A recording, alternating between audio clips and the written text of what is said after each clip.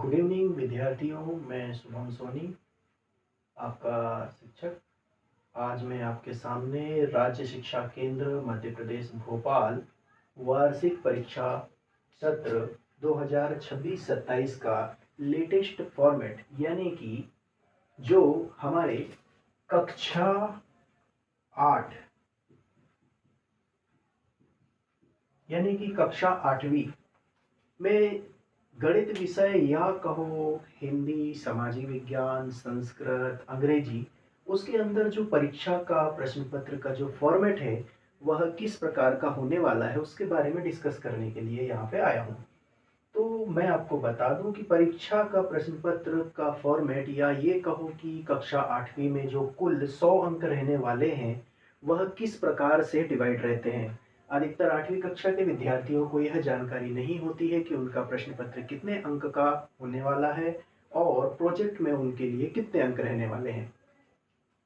ठीक है, तो यहाँ मैं आपको बता दूं कि परीक्षा का जो प्रश्न पत्र रहने वाला है उसमें हमारे कुल प्रश्न रहने वाले हैं 26 और इन 26 प्रश्नों के लिए जो हमारे निर्धारित अंक है रहने वाले हैं वो है 60 और इसके अतिरिक्त हमारे विद्यालय से प्रोजेक्ट कार्य दिया जाता है जिसके लिए हमें 40 अंक प्राप्त होते हैं।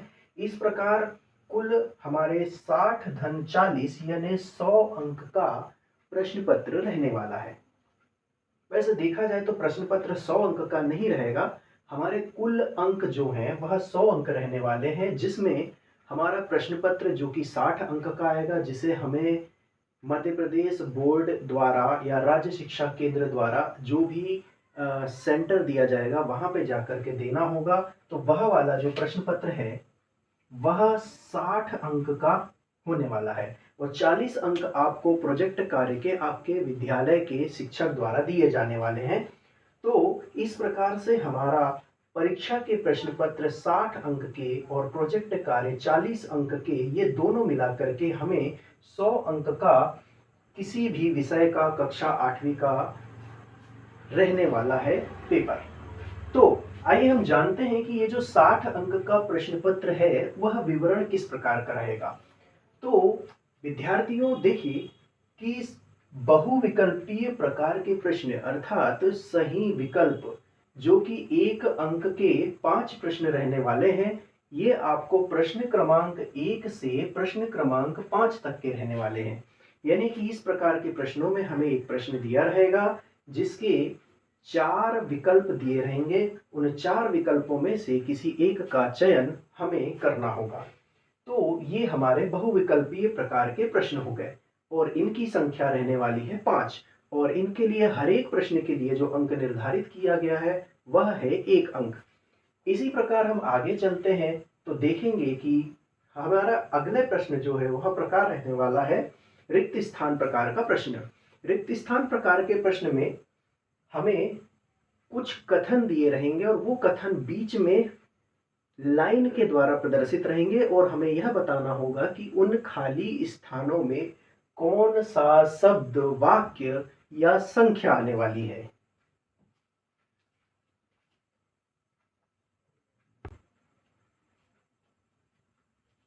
तो जैसा कि मैंने यहाँ पे बताया आपको कि रिक्त स्थान प्रकार के जो प्रश्न हैं उसमें हमें क्या दिया रहेगा, एक कथन या वाक्य दिया रहेगा और उस वाक्य के बीच में फिल इन द ब्लैंक्स यानी खाली स्थान रहने वाला है जिसे हम किसी भी संख्या या फिर वाक्य या शब्द के द्वारा भरने वाले हैं। यह डिपेंड करेगा कि वह कथन किस विषय से या किस विषय वस्तु से संबंधित है। ठीक है, और इस प्रकार के प्रश्न जो हैं वो प्रश्न क्रमांक 6 से प्रश्न क्रमांक 10 तक आने वाले हैं और इनकी संख्या भी रहने वाली है 5। यानी कि हम देख पा रहे हैं कि बहुविकल्पीय प्रकार के प्रश्न 5 रहेंगे और रिक्त स्थान प्रकार के प्रश्न रहने वाले हैं 5 और इन दोनों ही प्रकार के प्रश्नों की संख्या 5-5 रहने वाली है। अर्थात हमें 10 अंक जो है वह फिल इन द ब्लैंक्स और रिक्त स्थान या बहुविकल्पीय प्रश्न सही विकल्प से मिलकर प्राप्त होने वाले हैं। ठीक है, तो वहीं हम आगे चलते हैं अति लघुत्तरीय प्रकार के प्रश्न। तो अति लघुत्तरीय प्रकार के प्रश्न जो हैं वह 2 अंक के रहने वाले हैं और ये 2 अंक के प्रश्न जो हैं वह 6 आने वाले हैं। ठीक है, और यह अगर आप देखें तो प्रश्न क्रमांक 11 से प्रारंभ होकर के प्रश्न क्रमांक 16 तक जाते हैं। जैसे कि मैंने पिछले वीडियो में बता चुका है कि अति लघुत्तरीय प्रकार के प्रश्नों की लिखने की जो शब्द सीमा है वो 8वीं क्लास के बच्चों के स्तर के लिए 20 से 25 शब्द या 3 लाइन, जिसे कहते हैं 3 से 4 लाइन रहने वाली है। ठीक है, यानी कि अति लघुत्तरीय प्रकार के प्रश्न जो कि प्रश्न क्रमांक 11 से प्रश्न क्रमांक 16 के बीच आने वाले हैं, उन प्रश्नों की संख्या 6 रहने वाली है और इन हर एक प्रश्नों के लिए हमें 2 अंक मिलना तय है। और इनके लिए अगर हम आंसर लिखने की बात करें तो हम 2 या 20 से 25 शब्द या 3 लाइन से 4 लाइन के बीच में इनके आंसर दे सकते हैं। ठीक है, तो वहीं हम देखते हैं आगे अति लघुत्तरीय हो चुके हैं। अगली प्रश्न की श्रृंखला में देखते हैं लघुत्तरीय प्रकार के प्रश्न।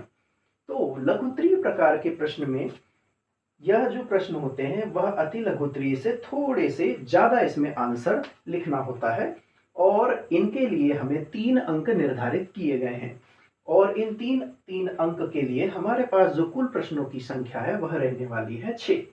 और प्रश्न क्रमांक 17 से प्रश्न क्रमांक 22 तक हमारे कौन से प्रश्न रहने वाले हैं? लघुत्तरीय प्रश्न। और लघुत्तरीय प्रश्नों के लिए 3 अंक एक प्रश्न के सही उत्तर पे मिलने वाला है और इस प्रकार से हमें 6 प्रश्न सॉल्व करने होंगे। फिर आते हैं हम दीर्घ उत्तरीय प्रकार के प्रश्न।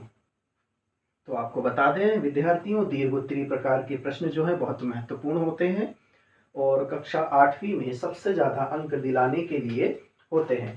ठीक है, और आपको बता दें कि प्रश्न क्रमांक यह 23 से 26 यानी कि 23, 24, 25, 26 और अगर देखा जाए तो इन प्रश्नों की संख्या रहने वाली है 4। ठीक है, तो दीर्घ उत्तरीय प्रकार के जो प्रश्न हैं वह संख्या में 4 पूछे जाएंगे और हर एक सही उत्तर के लिए आपको 5 अंक मिलने वाला है। ठीक, और अगर शब्द सीमा की बात करें लघुत्तरीय प्रकार के प्रश्नों के लिए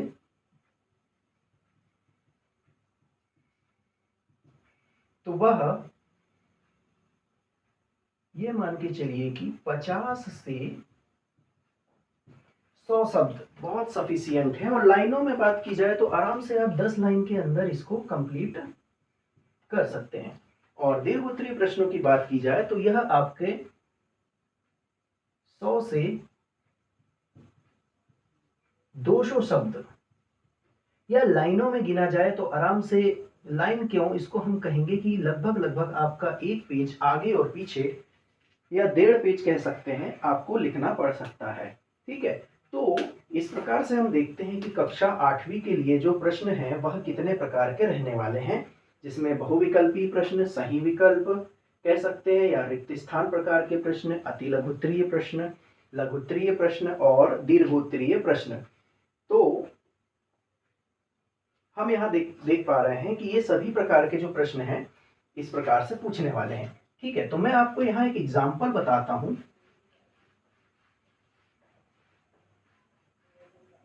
कि हमारे जो बहुविकल्पीय सही विकल्प प्रकार के प्रश्न हैं, यानी कि अगर मैं बात करूं प्रश्न क्रमांक 1 से 5 के बीच अगर मेरा कोई प्रश्न क्रमांक 1 लिखा हुआ है तो वह कुछ इस प्रकार से होगा कि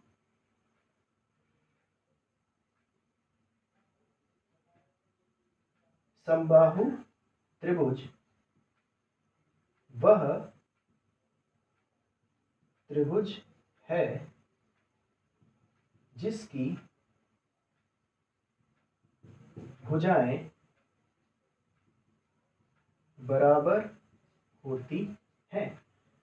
हमारे पास 4 ऑप्शन कुछ इस प्रकार रहेंगे। 2, जिसके ऑप्शन रहेंगे 2, 3, कोई नहीं, या ये सभी। तो हम देखते हैं कि समबाहु त्रिभुज वह त्रिभुज है जिसकी भुजाएं बराबर होती है। तो समबाहु त्रिभुज की तीनों के तीनों भुजाएं कैसी होती हैं? बराबर होती हैं। ठीक है। अब अगर देखते हैं आगे रिक्त स्थान प्रकार के प्रश्न, जो कि प्रश्न क्रमांक 6 से प्रारंभ होते हैं और 10 तक जाते हैं, तो मैं प्रश्न क्रमांक 6 में एक एग्जाम्पल के माध्यम से समझाता हूँ कि रिक्त स्थान कैसे होते हैं। जैसे x धन 5 बराबर 6 समीकरण का हल x बराबर खाली स्थान है, तो इसको हल करके हमें जो आंसर मिलने वाला है वो होगा 1। तो इस प्रकार से हमारे रिक्त स्थान प्रकार के प्रश्न रहने वाले हैं। और विद्यार्थियों, आगे मैं लघुत्तरी प्रकार के प्रश्न, अतिलघुत्तरी प्रकार के प्रश्न और दीर्घोत्तरी प्रकार के प्रश्नों का पूर्व परीक्षा या ये कहो प्रीवियस ईयर पेपर का सॉल्यूशन इसी चैनल के माध्यम से आप तक पहुंचाने वाला हूं, जिसमें हम प्रीवियस ईयर में 2024-25 और 2022-23 के कक्षा 8 के RSK यानी राज्य शिक्षा केंद्र मध्य प्रदेश भोपाल के प्रश्नों को हल करने वाले हैं, जो आपके लिए इस वर्ष की बोर्ड परीक्षा कक्षा 8वीं के लिए काफ़ी महत्वपूर्ण रहने वाले हैं। तो उम्मीद है आपको ये प्रश्न पत्र का फॉर्मेट समझ में आया होगा और आशा करता हूं कि आप इसे अपने दोस्तों के साथ शेयर करेंगे, ताकि उन्हें भी यह जानकारी प्राप्त हो सके कि कक्षा 8वीं के बोर्ड का प्रश्न पत्र किस प्रकार से आने वाला है। और आगामी दिनों में मैं आपको प्रश्न पत्र दिखा करके और उसके सॉल्यूशन कैसे करना है वो भी आपको दिखाने वाला हूं। इसके लिए आप चैनल पर बने रहें और हमारा सपोर्ट करते रहें। धन्यवाद। राधे राधे।